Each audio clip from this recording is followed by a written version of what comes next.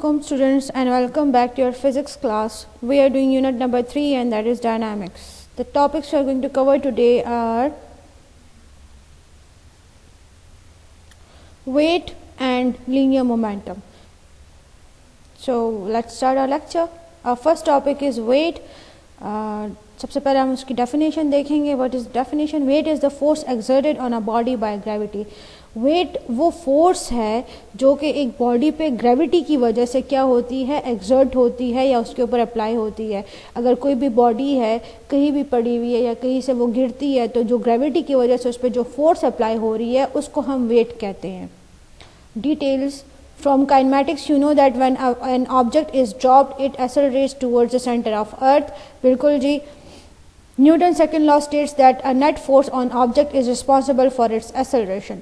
मतलब ये है कि काइनेमैटिक्स में हमने ये तो पढ़ा था ना कि अगर किसी ऑब्जेक्ट को हम ऊपर से नीचे गिराते हैं तो वो क्या होती है, वो एक्सेलरेट होती है, उसमें स्पीड, उसमें एक्सेलरेशन प्रोड्यूस होती है, एक्सेलरेशन ज़्यादा होती है towards the centre of the earth, जो कि अर्थ के सेंटर की तरफ उसकी डायरेक्शन होती है. और न्यूटन सेकंड लॉ ये स्टेट करती है कि टोटल जो एक ऑब्जेक्ट पे फोर्स होती है वो टोटल फोर्स जो है that is responsible for the acceleration. अब जाहिर सी बात है जो फोर्स उस पर अप्लाई हो रही है और जो उसका मास है तो वो दोनों मिलकर क्या है, वो दोनों मिलकर एक्सेलरेशन के लिए रिस्पॉन्सिबल है. यानी कि उन दोनों से ही या जो फोर्स उस ऑब्जेक्ट के ऊपर अप्लाई हो रही है उसी से वो एक्सेलरेशन प्रोड्यूस हो रही है. So force is responsible for acceleration किसी भी ऑब्जेक्ट में.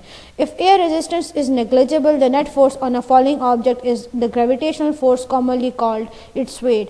कहते हैं कि अगर एयर रेजिस्टेंस नेग्लिजिबल है, अब एयर रेजिस्टेंस किसको कहते हैं, एयर, मैंने आपको बताया हुआ था एयर रेजिस्टेंस के बारे में जब हम ग्रेविटी पढ़ रहे थे, तो कि अगर एक पेपर अगर एक सेम हाइट से एयर रेजिस्टेंस हो यानी कि एयर प्रेजेंट हो और एक पेपर को भी हम नीचे गिराएं और साथ में एक बॉल को भी हम नीचे गिराएं तो बॉल ज़मीन तक जल्दी आएगा जबकि पेपर जो है वो जल्दी नहीं आएगा क्योंकि वहाँ पे एयर रेजिस्टेंस ज़्यादा होगी. जबकि बॉल का मास ज़्यादा है तो वो एयर रेजिस्टेंस को फेस करके वो जल्दी नीचे आ सकता है. तो यहाँ पे कह रहे हैं कि अगर एयर रेजिस्टेंस नेग्लिजिबल है यानी कि एयर रेजिस्टेंस को हम इग्नोर कर सकते हैं तो जो नेट फोर्स होगी जो फॉलिंग ऑब्जेक्ट पे अप्लाई हो रही है that is equal to the gravitational force और जिसको हम वेट भी कह सकते हैं. Since weight is a force and have the same unit as force Newton, that is n, weight can be denoted as a vector w because it has a direction. अच्छा, wait जो है वो wait को भी हम एक force ही कह रहे हैं, इस वजह से फोर्स का और वेट का जो यूनिट है वो सेम है. और क्या यूनिट है उनका, n यानी कि न्यूटन यूनिट है. और वेट को हम एक वेक्टर की तरह डिनोट कर सकते हैं क्योंकि इसकी भी एक डायरेक्शन होती है. जाहिर सी बात है जब भी हम एक ऑब्जेक्ट को नीचे गिराएंगे तो एक डायरेक्शन में ही वो नीचे गिरेगा.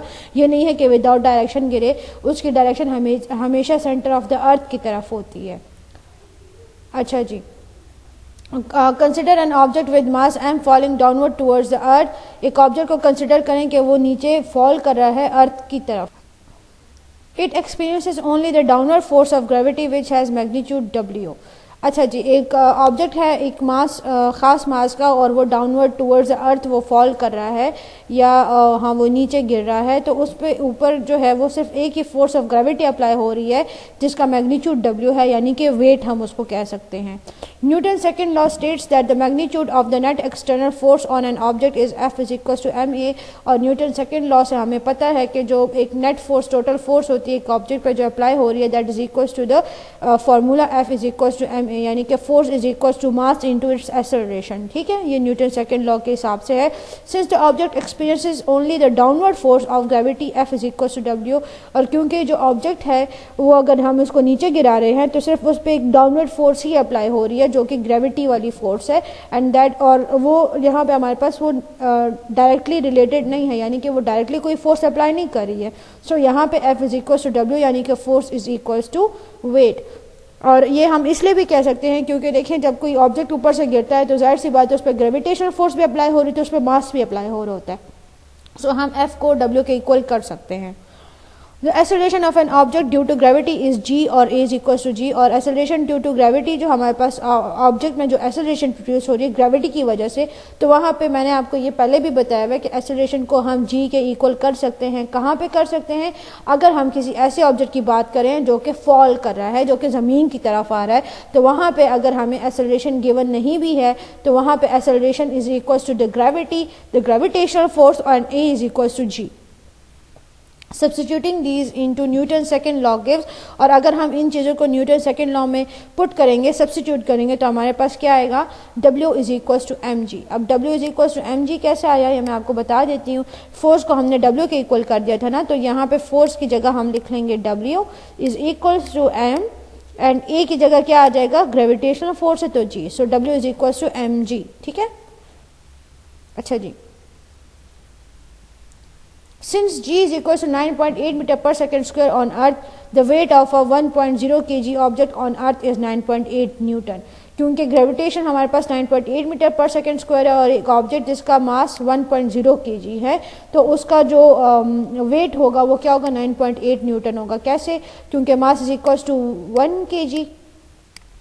ठीक है, and the gravitational force is 9.8 metre per second square, and that makes it 9.8 into 1 9.8। ठीक है, और ये kg metre per second square को हम लिख लेते हैं kg with metre per second square, and you know that kg metre per second square is equals to newton, so this makes it 9.8 newton. ठीक है, अच्छा जी। If we put the values of gravity and the weight of the object that is 1 kg here in equation 3.3, अगर ये जो weight हमें given है ये वाला और ये जो gravity हमें given है, इसको अगर हम equation 3.3, कौन सी है? ये वाली equation है, W is equals to mg। अगर हम ये W is equals to mg में ये values put कर देंगे तो हमें क्या मिलेगा?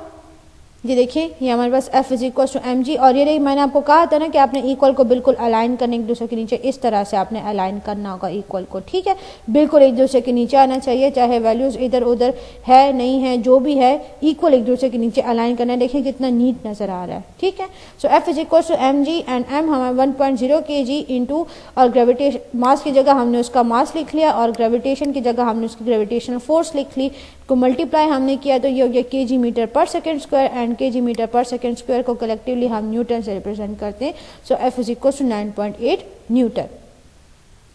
अच्छा जी। The acceleration due to gravity varies slightly over the surface of Earth। जो acceleration due to gravity होती है वो काफ़ी slightly जो है वो vary करती है, मतलब उसमें डिफरेंस आता रहता है over the surface of earth, earth की सरफेस पे। We will discuss it in detail in chapter 5। अच्छा, इसको चैप्टर 5 में तो हमने ग्रेविटेशन वाले टॉपिक पर पढ़ना है, लेकिन थोड़ा सा मैं आपको अगर इंट्रो दे दूँ कि जब आप लोग एक ग्राउंड पे चल रहे हैं, वहाँ पे जो आपकी बॉडी पे फोर्स अप्लाई हो रही होती है, और उसके अलावा अगर आप उधर जा रहे हैं, एक पहाड़ पे चढ़े हैं, किसी चढ़ाई पे चढ़ रहे हैं, तो वहाँ पे आपको ज़्यादा फोर्स अप्लाई करनी पड़ती है, और अगर आप वहाँ से उतर रहे हैं तो उतरने पे हमें कम फोर्स अप्लाई करनी पड़ती है। सो ये सारा का सारा क्या हो रहा है, ये जो ग्रेविटी है वो सरफेस ऑफ अर्थ के हिसाब से क्या हो रही है, वेरी हो रही है, चेंज हो रही है। So that the weight of an object depends on the location and is not a property of the object. अच्छा, तो यहाँ पे कहते हैं कि वेट एक ऑब्जेक्ट का है वो लोकेशन पे डिपेंड करता है, और ये कोई प्रॉपर्टी नहीं है। मास एक प्रॉपर्टी है, क्योंकि मास जो है वो सेम रहता है, वो हर एक पोर्शन पे, हर एक जगह मास, चाहे यहाँ पे हो, अर्थ पे हो, चाहे मून पे हो, कहीं पे भी हो, मास उस बॉडी का वही रहता है। लेकिन weight changes with respect to the gravitational force, with respect to the force that is applied on the body. So इस वजह से वेट को हम कोई प्रॉपर्टी ऑब्जेक्ट की नहीं कह सकते, क्योंकि that depends on the location and that changes. Weight varies on large scale if one leaves Earth surface. और वेट जो है वो क्या होता है, वो काफ़ी लार्ज स्केल में वेरी कर जाता है, यानी कि उसमें लार्ज स्केल में डिफरेंस आता है अगर कोई बंदा जो है वो अर्थ की सतह को छोड़ दे, सरफेस को छोड़ के चले, यानी कि ऑन मून या किसी और प्लैनेट पे अगर हो तो उसकी बात करें। एग्जाम्पल में देखें, the acceleration due to gravity on moon is only 1.6 metre per second square. ये हमारे पास एक्सेलरेशन ऑन, ये जो एक्सेलरेशन ड्यू टू ग्रेविटी होता है मून पे वो 1.6 मीटर पर सेकेंड स्क्वायर है।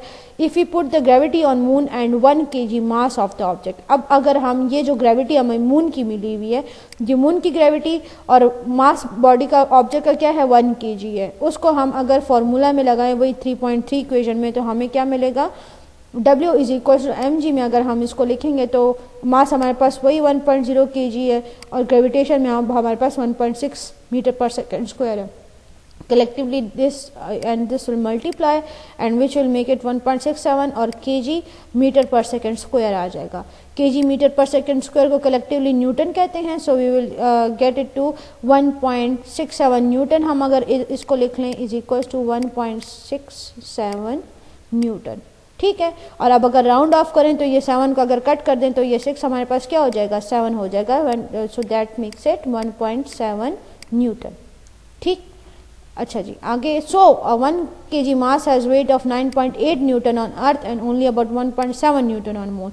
सो एक ही ऑब्जेक्ट है जिसका 1 kg मास है लेकिन उसका वेट अर्थ पे 9.8 न्यूटन है, लेकिन उसी ऑब्जेक्ट का जो वेट है वो मून पे कितना है 1.7 न्यूटन है।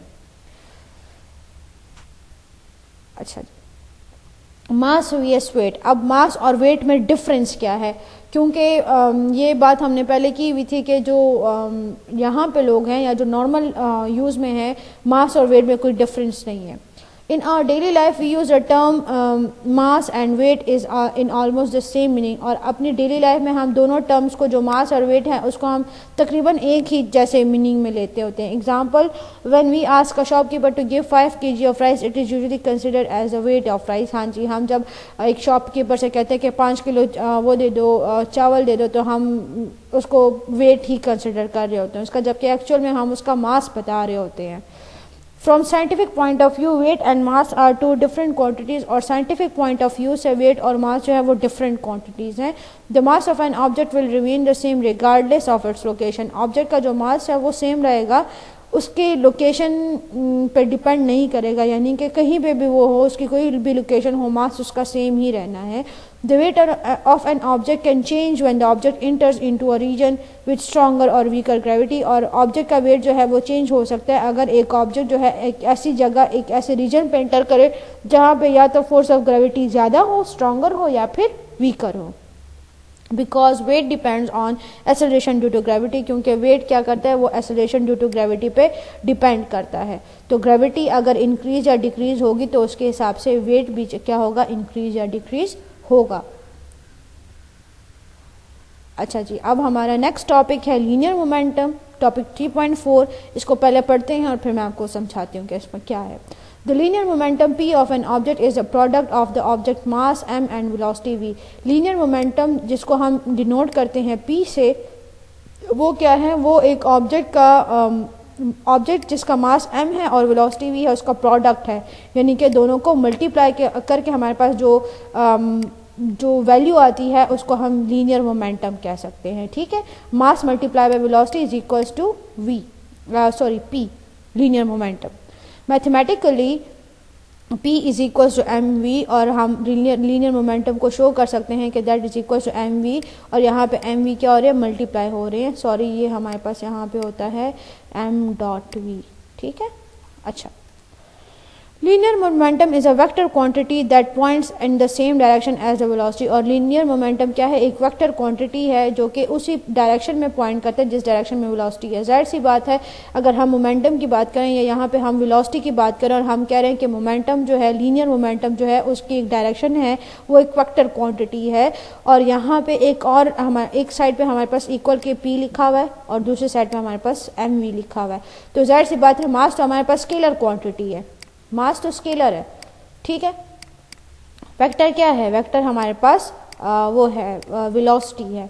सो उसी वेलोसिटी की जो डायरेक्शन होगी वही लीनियर मोमेंटम की डायरेक्शन होगी, क्योंकि इसी वेलोसिटी की वजह से लीनियर मोमेंटम क्या बन रहा है, एक वेक्टर क्वांटिटी बन रही है, ठीक है। ऐसा unit of linear momentum is kilogram metre per second, और ऐसा यूनिट लीनियर मोमेंटम का क्या है, kilogram metre per second, KG metre per second और केजी मीटर सेकेंड पावर -1, और सिंपली न्यूटन सेकेंड, या फिर हम इसको न्यूटन सेकेंड भी कह सकते हैं, ठीक है। न्यूटन सेकेंड अगर हम इसको कहें तो मैं आपको ये कैसे समझाऊं, अब एक सेकेंड, ठीक है। अगर हम ये लिखें केजी मीटर पर हम इसको उस तरह लिख देते हैं, एक सेकेंड यहाँ पे, अगर हम इसको लिखें KG metre per second square है ये, ठीक है, ये हमारे पास न्यूटन होता है। तो न्यूटन में से अगर यहाँ पे हम एक उसको माइनस कर दें, एक सेकंड को, जी इसको हम इस तरह लिख लेते हैं केजी, इसको छोड़ दें, इधर आपको समझ नहीं आएगा, KG metre per second square होता है, ठीक है।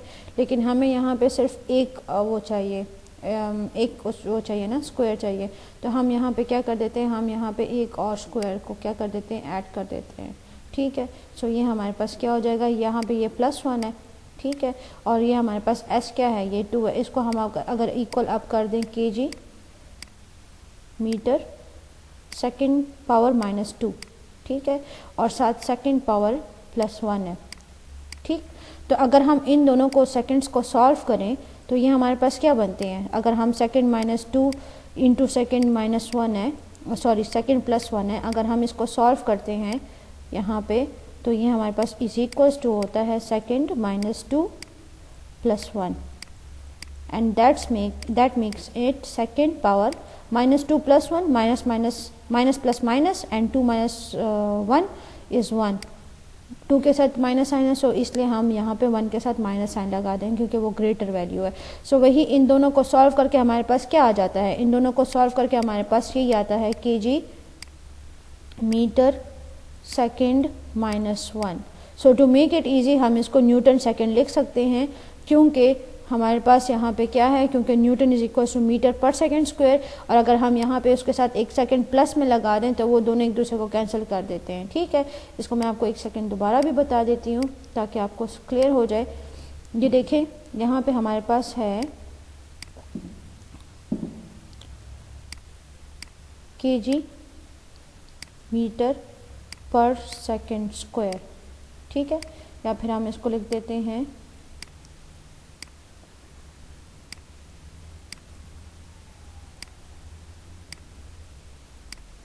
ये, हम इसको लिख दिया हमने पर सेकंड स्क्वायर, ठीक है। ये हमारे पास न्यूटन की वैल्यू है। अब न्यूटन की वैल्यू से हमें क्या करना है, हमें ऐसे केजी मीटर पर ये हमें सेकंड का एक ये -1 करना है, ठीक है। सो हम यहाँ पे अगर एक s को प्लस कर देंगे साथ में तो ये हमारे पास क्या -1 बन सकता है, केजी मीटर सेकंड -2, और साथ में हम अगर एक और सेकंड लगा दें जिसकी पावर +1 है। तो अगर हम इन दोनों को क्या करें, इन दोनों को अगर हम सॉल्व करते हैं तो क्या बन जाता है हमारे पास, इन दोनों को सॉल्व करके हमारे पास सेकंड -1 ही आता है। तो हमने क्या किया, सिर्फ ये जो सेकंड -1 है इसको हमने थोड़ा सा स्प्रेड कर दिया, ठीक है। सो ये हमारे पास यहाँ पे इस तरह बन गया। तो हम अब इसको लिख सकते हैं KG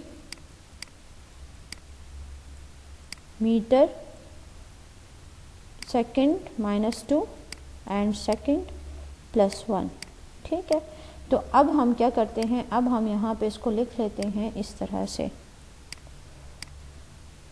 KG metre per second square की जगह हम लिख लेंगे न्यूटन, और ये जो सेकंड +1 है ये हमारे पास ऐसे एज इट इज आ जाएगा, ठीक है। So this is Newton second. ये जो सेकंड है ये न्यूटन में जो मीटर पर सेकंड स्क्वायर का डिवाइड है उसमें से एक को ये वाला सेकंड कैंसिल कर देता है, इसलिए यहाँ पे हमने इसके साथ एक सेकंड क्या किया, लगा दिया है, ठीक है। अच्छा जी, आगे देखते हैं। Momentum measures the quantity of motion in a body. Momentum क्या करता है, वो मेजर करता है जो एक बॉडी में क्वांटिटी ऑफ मोशन कितना है। मतलब इसका ये है कि अगर एक बॉडी है, इसका फार्मूला देखते हैं फिर मैं आपको एक्सप्लेन करती हूँ। एग्जांपल क्या है, a large force will be required to stop a truck then a car moving at the same speed.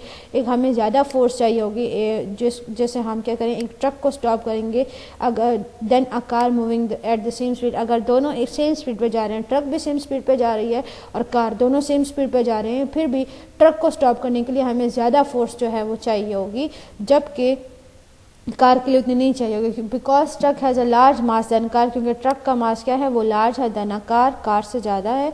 It is easy to stop a rolling drum of coal tar of mass 50 kg moving at a speed of 0.1 metre per second, but difficult to stop it moving at 5 metre per second. अगर हमारे पास एक drum है और उसका wait कितना है 50 kg है और हम उसको अगर आसानी से रोक सकते हैं अगर उसकी स्पीड कितनी 0.1 मीटर पर सेकेंड है, लेकिन अगर उसकी स्पीड 5 मीटर पर सेकेंड है फिर हम उसको नहीं रोक सकते, उसको स्टॉप करना डिफ़िकल्ट है। इसमें हमारे पास लीनियर मोमेंटम का फॉर्मूला क्या है, that is P is equals to M and V।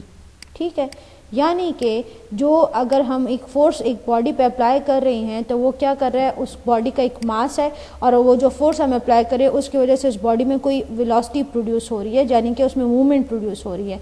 सो वो जो मास और वेलोसिटी ऑन द होल है वो हमें उसका लीनियर मोमेंटम बता रहा है, यानी कि एक ख़ास मास में उस पर कितनी वेलोसिटी प्रोड्यूस हो रही है। तो जितनी उसमें वेलोसिटी प्रोड्यूस हो रही है वो हमें बता रहा है कि एक बॉडी में क्वांटिटी ऑफ मोशन कितना आएगा, यानी कि टोटल मोशन अगर हम एक ख़ास फोर्स अप्लाई कर रहे हैं एक ऑब्जेक्ट पे, जैसे एक आपके पास चेयर पड़ी है और एक टेबल है, तो अगर आप सेम फोर्स दोनों पे अप्लाई कर रहे हो, दोनों पे आप 5 न्यूटन ऑफ फोर्स अप्लाई कर रहे हो, तो वहाँ पे दोनों का लीनियर मोमेंटम डिफरेंट होगा। चेयर चूंकि वो उसका मास कम है तो उसका लीनियर मोमेंटम ज़्यादा होगा, अगर आप उस पर 5 न्यूटन फोर्स अप्लाई करोगे with respect to that table का लीनियर मोमेंटम कम होगा क्योंकि उसका मास ज़्यादा है और उसमें कम वेलोसिटी प्रोड्यूस होगी। 5 न्यूटन से जितनी वेलोसिटी चेयर में प्रोड्यूस होगी उसके हिसाब से 5 न्यूटन फोर्स पे कम वेलोसिटी टेबल पे प्रोड्यूस होगी क्योंकि उसका मास ज़्यादा है। सो उसका लीनियर मोमेंटम कम हो गया और चेयर का लीनियर मोमेंटम ज़्यादा हो गया। सो ये लीनियर मोमेंटम होता है, ये हमें क्या करता है, क्वांटिटी ऑफ मोशन एक बॉडी में जितनी मोशन हो सकती है, जितनी क्वांटिटी ऑफ मोशन हो सकती है एक खास फोर्स के अप्लाई करने पे उसको लीनियर मोमेंटम कहा जाता है। और वो जो है हमें वो क्वांटिटी ऑफ मोशन मेजर करने के लिए लीनियर मोमेंटम की जो टर्म है और ये जो फार्मूला हमारे पास है P is equal to M V, इसको हम यूज़ करते हैं। दोबारा से मैं आपको बता देती हूँ, एक ऑब्जेक्ट है उसका मास है, उस मास के हिसाब से हम जितना फोर्स उस पर अप्लाई कर रहे हैं और उस फोर्स की वजह से उसमें जो वेलोसिटी प्रोड्यूस हो रही है, सो वो वेलोसिटी और मास का जो प्रोडक्ट है वो लीनियर मोमेंटम है, यानी कि एक ख़ास फोर्स अप्लाई करने पे उस बॉडी जिसका मास जितना भी मास है उस हिसाब से उसमें कितनी वेलोसिटी प्रोड्यूस हुई है। सो वो हमें बताएगा कि इतना फोर्स अप्लाई करने पे एक बॉडी में कितनी क्वांटिटी ऑफ मोशन प्रोड्यूस हो सकती है, यानी कि अगर 10 न्यूटन फोर्स अगर हम उस पर अप्लाई करें तो जो वेलोसिटी और मास उसका है, जो वेलोसिटी उस पर प्रोड्यूस हुई और जो मास उस पर प्रोड्यूस हुआ है, वो हमें ये बताता है कि इस ऑब्जेक्ट को अगर हम 10 न्यूटन फोर्स से मूव करेंगे तो इतना उसका लीनियर मोमेंटम होगा या इतना उसमें क्वांटिटी ऑफ मोशन प्रोड्यूस हो सकता है। अच्छा जी, with this we have come to the end of our lecture and I hope आपको लेक्चर समझ आ गया होगा। अगर कोई क्वेश्चन है तो ज़रूर पूछें। Till then see you in the next lecture and अल्लाह हाफिज़, टेक केयर।